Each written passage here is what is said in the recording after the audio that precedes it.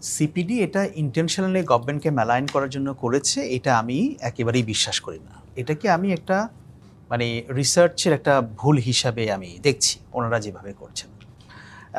যেটার প্রশ্ন হচ্ছে, ওনারা তো একটা পত্রিকা থেকে নিয়েছেন, যেটা ঢাকা ট্রিবিউন বা ঢাকা ট্রিবিউনের কথা বলছেন। আমি ওনাদেরকে একটু রিকোয়েস্ট করব, যেহেতু আমি মিডিয়া অনেক দিন ধরে ছিলাম প্রত্যক্ষভাবে, যে আপনারা পত্রিকা থেকে তথ্য নেওয়ার ক্ষেত্রে অলওয়েজ একটু সতর্ক থাকবেন। পত্রিকা যা কিছুই দেখ না কেন, এটাকে চোখ বন্ধ করে পাবলিশ করে দেওয়ার কোনো কারণ নাই।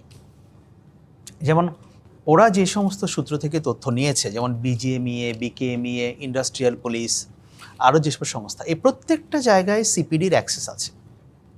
সিপিডি চাইলে প্রত্যেকটা জায়গায় কথা বলে তারা এটাকে ভেরিফাই করতে পারত। And it was a matter of several phone calls. আমার ধারণা হয়তো কয়েকদিন সময় লাগতো, সপ্তাহখানিক সময় লাগতো। তারা হয়তো বলতো যে আমরা আজকে পারবো না, পরশু দিন দেবো, কিন্তু এটা সম্ভব। তারা বলেছে তো তাদের সময় ছিল না। হ্যাঁ, সেটা করে, কিন্তু এত তাড়াহুড়ো করতে হবে কেন? সেই জন্য আমার ধারণা তাদের ভুলটা হয়েছে।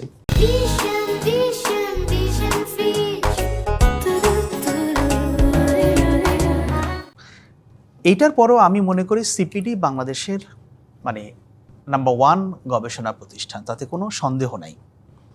কিন্তু যেটা বলা হচ্ছে যে হয়তো এইটাকে কেন্দ্র করে অনেকে সিপিডিকে মেলাইন করার চেষ্টা করবে, এবং সিপিডি এই ইনফরমেশনটা নিয়ে অন্যরাও সরকারকে এটা নিয়ে একটু বেকায়দায় ফেলার চেষ্টা করবে। সো এই জায়গাটাকে সতর্ক থাকতে হবে। কারণ আমরা জানি, দেখুন এখনকার দিনে গবেষণা তো শুধু আর গবেষণা না, গবেষণার একটা পলিটিক্যাল অ্যাঙ্গেলও থাকে। আমি আপনাদেরকে একটু মনে করিয়ে দিতে চাই দর্শকদেরকে, 2001 থেকে 2006 সাল পর্যন্ত বিএনপি যখন ক্ষমতায় ছিল, তখন সিপিডির সঙ্গে তৎকালীন বিএনপি সরকার একটা তিক্ত ইতিহাস আছে। এগুলো নিয়ে মামলা মোকদ্দমা পর্যন্ত গড়িয়েছিল, শেষ পর্যন্ত ডিপ্লোম্যাটদের মধ্যস্থতায় সেটার সমাধান হয়েছিল। এবং একই সঙ্গে আমি বলি, বিএনপি সরকারের তৎকালীন শেষের দিকে 2006 সালের শেষের দিকে এসে সিপিডি, প্রথম আলো এবং ডেইলি স্টার মিলে সৎ এবং যোগ্য প্রার্থী চাই বলে একটা প্রোগ্রাম তারা শুরু করেছিল, যেটাকে তৎকালীন আমার পরিষ্কার মনে আছে আমি সিপিডি সেই প্রোগ্রাম কভার করতে, প্রথম প্রোগ্রামটা ময়মনসিংহে ছিল। আমি ডক্টর দেবপ্রিয় ভট্টাচার্যের সঙ্গে গিয়েছিলাম ময়মনসিংহে, সেই প্রোগ্রামটা আমি কভার করেছি। এবং সেই প্রোগ্রামের পরে বিএনপি খুবই ক্ষুব্ধ প্রতিক্রিয়া দেখিয়েছিল, তৎকালীন বিএনপি সরকার। এবং বিএনপির তখন অনেকে মনে করতেন যে 111 যেটা ঘটেছিল সেটার একটা ধারাবাহিকতা, ওই যে সৎ এবং যোগ্য প্রার্থী ইত্যাদি ইত্যাদি এগুলো করে একটা ব্যাকগ্রাউন্ড তৈরি করা হয়েছিল।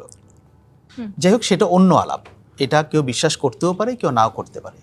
কিন্তু আমি বলবো যে সিপিডি দে আর আন্ডার ওয়াচ, খুবই সংবেদনশীল জায়গাগুলোতে, হ্যাঁ খুবই সংবেদনশীল জায়গা সিপিডি। হ্যাঁ, আমি পার্সোনালি মনে করি না যে সিপিডি তারা এই যেটা বললাম যে মেলাইন করার জন্য কিছু করেছে। সিপিডি সব সরকারের সময় ক্রিটিক্যাল ছিল।